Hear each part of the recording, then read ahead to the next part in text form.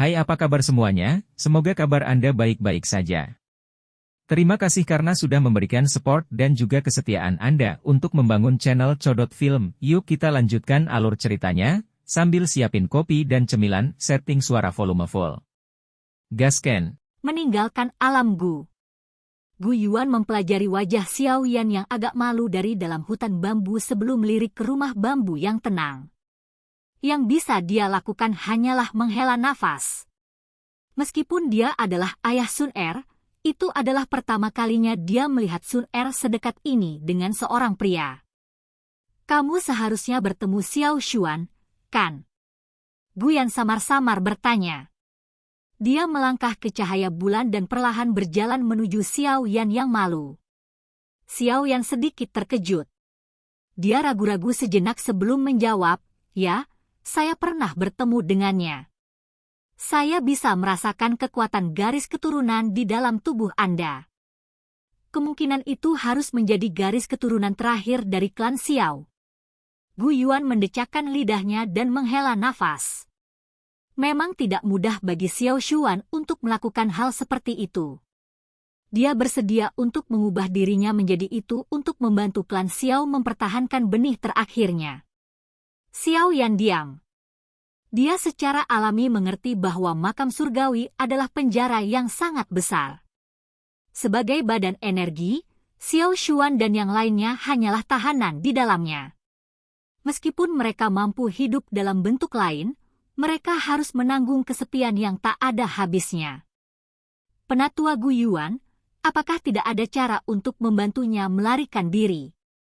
Suara Xiao yang sedikit lembut saat dia bertanya. Paling tidak, bahkan saya tidak memiliki kemampuan untuk melakukannya. Dikabarkan bahwa makam surgawi diciptakan oleh seorang elit Du di dahulu kala. Jika seseorang ingin melanggar aturan di dalamnya dan membiarkan Xiao Xuan melarikan diri, mungkin seseorang juga harus mencapai level itu. Gu Yuan menggelengkan kepalanya.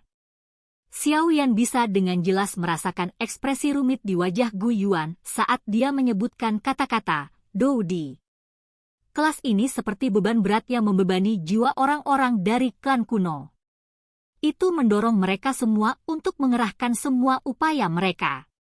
Doudi. Xiao Yan tertawa getir.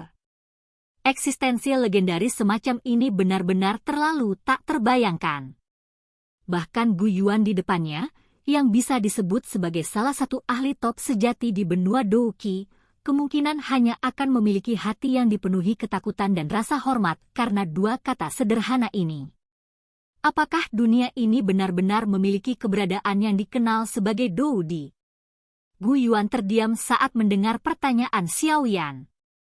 Sesaat kemudian, dia akhirnya bergumam pada dirinya sendiri, ini, siapa yang tahu? Seseorang akan menjadi seperti dewa yang menghadap ke benua pada tingkat itu. Setiap orang kemungkinan besar akan menjadi eksistensi seperti semut di A. Mata mereka. B. Mereka? Xiao Yan menyipitkan matanya. Namun, dia tidak menyadari apa arti kata-kata Gu Yuan. Apakah ini yang disebut mereka hanya ilusi atau apakah itu benar-benar merujuk pada suatu keberadaan? Gu Yuan melambaikan tangannya yang besar sementara Xiao Yan sedang mempertimbangkan jawabannya. Dia berkata, kamu akan pergi besok. Hati-hati. Mengingat kekuatanmu saat ini, sesepuh dari klan Gu tidak mungkin membuat segalanya menjadi terlalu sulit bagimu. Namun, karena masalah klan Ling, Sun Er tidak akan bisa meninggalkan Gu Ream untuk sementara waktu. Xiao Yan mengangguk dan menjawab, apakah penatua Gu Yuan berpikir bahwa perubahan di alam Ling kali ini adalah akibat ulah manusia atau bencana alam? Gu Yuan mengerutkan kening saat menghadapi pertanyaan Xiao Yan. Dia menjawab, kami tidak begitu yakin tentang ini, tetapi saya pikir mereka telah menemui masalah besar. Kemungkinan hal itu disebabkan oleh manusia sangat rendah. Bagaimanapun, kekuatan klan Ling bisa digolongkan di antara faksi-faksi super di benua itu. Bahkan klan Gu kesulitan memaksa mereka sedemikian rupa. Bagaimana jika itu klan Hun? Xiao Yan perlahan bertanya. Kembali ke makam surgawi, Xiao Xuan mengatakan bahwa klan Hun terlalu misterius. Meskipun klan Xiao dan klan Hun telah menjadi musuh selama bertahun-tahun, anggota klan tersebut tidak berani mengatakan bahwa mereka sepenuhnya memahami klan misterius ini. Gu Yuan kaget saat mendengar ini. Dengan segera, dia menggelengkan kepalanya sekali lagi dan menjawab, sepertinya tidak mungkin. Jika klan Hun ingin memaksa klan Ling sampai sejauh itu pasti harus meluncurkan kampanye besar. Oleh karena itu, tidak mungkin klan Gu tidak menerima informasi apapun. Selain itu, bahkan jika klan Hun memiliki kemampuan seperti itu, mengapa mereka menjadi musuh dengan faksi sekuat klan Ling tanpa alasan? Meskipun klan Ling telah menurun selama tahun-tahun ini, itu masih bukanlah faksi yang mudah diatasi. Xiao Yan sedikit mengangguk. Namun, keraguan di hatinya meningkat. Jika bukan klan Hun, faksi lain apa yang bisa memaksa klan Ling menjadi seperti itu? Mungkinkah itu benar-benar karena suatu bencana alam? Baik. Hal-hal ini tidak terlalu berhubungan dengan Anda. Saya pikir kebenaran akan terungkap setelah penyelidikan. Gu Yuan melambaikan tangannya. Dia melihat ke rumah bambu yang tenang dan melanjutkan dengan suara lembut tak berdaya. Selain itu, kamu tidak boleh melupakan hal-hal yang kamu janjikan padaku. Garis keturunan Sun Er sangat penting bagi klan Gu. Jika ada masalah terjadi, orang-orang tua itu akan menjadi marah bahkan jika saya tidak melakukan apa-apa. Xiao Yan sedikit malu saat mendengar kata-kata ini. Dia tersenyum pahit dan segera mengangguk. Baiklah, ini sudah cukup larut. Kamu harus istirahat. Kamu masih harus pergi besok pagi. Gu Yuan mengangguk setelah melihat Xiao Yan mengangguk. Tubuhnya berangsur-angsur memucat sebelum benar-benar menghilang. Xiao Yan menghela nafas tanpa daya saat dia menatap tempat di mana Gu Yuan menghilang. Dia mendecakkan lidahnya dan merasa seolah-olah dia belum cukup mengekspresikan dirinya. Ketika sinar matahari pagi tersebar di ruang yang luas ini keesokan paginya, pegunungan ini, yang tadinya sunyi untuk malam, sekali lagi menjadi hidup. Suara angin kencang terus terdengar. Xiao Yan dan Sun Er berjalan keluar dari rumah bambu saat pegunungan menjadi berisik. Setelah itu, mereka terbang ke tepi pegunungan di mana beberapa kapal perang besar digantung di udara. Awan gelap bergulung-gulung, memberi mereka penampilan yang perkasa. Mata Xiao Yan menyapu sekelilingnya setelah dia muncul di udara. Dia menemukan cukup banyak tokoh yang dikenalnya. Ling Quan, Lin Xiu, dan ahli top lainnya di antara generasi muda klan Gu hadir. Namun, orang-orang ini mengelak dari matanya dengan rasa takut. Saat ini, kekuatan Xiao Yan telah melonjak ke puncak bintang Do Zone 8. Ini memungkinkan mereka untuk memahami bahwa mereka telah kehilangan kualifikasi untuk menjadi sombong di depan Xiao Yan. Bagaimanapun, ketika Xiao Yan hanya menjadi bintang 5 Douzun saat itu, dia mampu mengalahkan bintang 8 Douzun Guyao. Bahkan lebih sedikit yang perlu dikatakan sekarang karena kekuatannya telah melonjak. Saat ini, satu-satunya generasi muda dari klan Gu yang bisa bertarung dengannya adalah Sun Er atau mungkin Gu Qingyang. Xiao Yan mendeteksi sepasang mata yang berfokus padanya saat dia memindai area tersebut. Dia segera mengalihkan pandangannya sebelum akhirnya menghentikannya di gunung yang jaraknya cukup dekat. Sesosok berdiri melawan angin di tempat itu. Rambut hitam putihnya mengungkapkan identitasnya, Gu Yao, yang dikalahkan oleh Xiao Yan setengah tahun lalu. Mata keduanya bertemu di udara. Anehnya, tidak ada percikan api yang meletus. Wajah Gu Yao acuh tak acuh, dan dia perlahan mengangguk ke Xiao Yan. Xiao Yan sedikit tercengang saat melihat tindakan Gu Yao yang sedikit bersahabat. Xiao Yan tersenyum dan balas mengangguk. Dari kelihatannya, Gu Yao telah keluar dari bayang-bayang kegagalannya.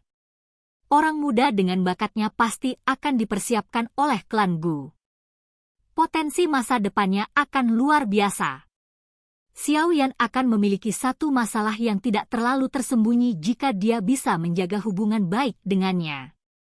Itu pada akhirnya lebih baik untuk Xiao Yan. Meskipun Gu Yao ini juga memiliki perasaan pada Sun Er, dia bisa dianggap tipe orang yang bisa menerima apapun yang datang padanya. Karakter semacam ini agak tegak. Au-au! Dengan meningkatnya jumlah orang yang bergegas, sebuah klakson terdengar dari kapal perang di langit. Jelas, mereka akan mengirim semua orang ini keluar dari alam Gu. Xiao Yan. Sesosok tiba-tiba berjalan di udara saat Xiao Yan berencana untuk mengucapkan selamat tinggal kepada Sun Er. Xiao Yan menyapu matanya, hanya untuk mengetahui bahwa orang ini adalah Yao Xingji dari klan Yao. Dia mengerutkan alisnya dan dengan acuh tak acuh bertanya, apakah ada sesuatu? Xiao Yan tidak terlalu menyukai Yao Xingji ini di dalam hatinya. Oleh karena itu, dia tidak sopan kepada Yao Xingji seperti pada orang lain. Yao Xingji mengerutkan bibir saat melihat pertanyaan Xiao Yan yang acuh tak acuh. Hatinya terasa sangat tidak senang, tetapi karena kekuatan Xiao Yan saat ini, dia tidak mengucapkan kata-kata yang mengejek. Dia menjentikkan jarinya dan token giok berwarna zamrud ditembakkan ke arah Xiao Yan. Ini adalah undangan dari upacara klan-klan Yao kita. Jangan cemberut. Guru Anda akan membutuhkannya. Dia mengerti apa yang diwakili oleh upacara klan dari klan Yao. Percayalah, dia akan datang terlepas dari ketidakbahagiaan apa yang dia miliki dengan klan Yao. Xiao Yan menerima token giok zamrud. Dia menatap Yao Xingji sejenak tetapi tidak mengembalikan token itu. Sebagai gantinya, dia memasukkan token giok ke cincin penyimpanannya. Selanjutnya, dia menangkupkan kedua tangannya, terima kasih. Kali ini, saya tidak dapat bersaing dengan Anda dalam hal keterampilan alkimia. Mudah-mudahan, kami akan memiliki kesempatan untuk melakukannya lain kali. Yao Xingji menangkupkan tinjunya. Setelah itu, dia berhenti mengatakan apapun saat dia bergerak dan dengan cepat naik ke kapal perang. Xiao Yan bermain-main dengan beberapa pemikiran setelah melihat Yao Xingji pergi. Terlepas dari apa yang disebut upacara klan-klan Yao ini, dia akan menyampaikan pesan kepada guru terlebih dahulu. Apakah dia akan hadir akan sepenuhnya tergantung pada niat guru. Sun Er, sudah waktunya. Aku harus pergi.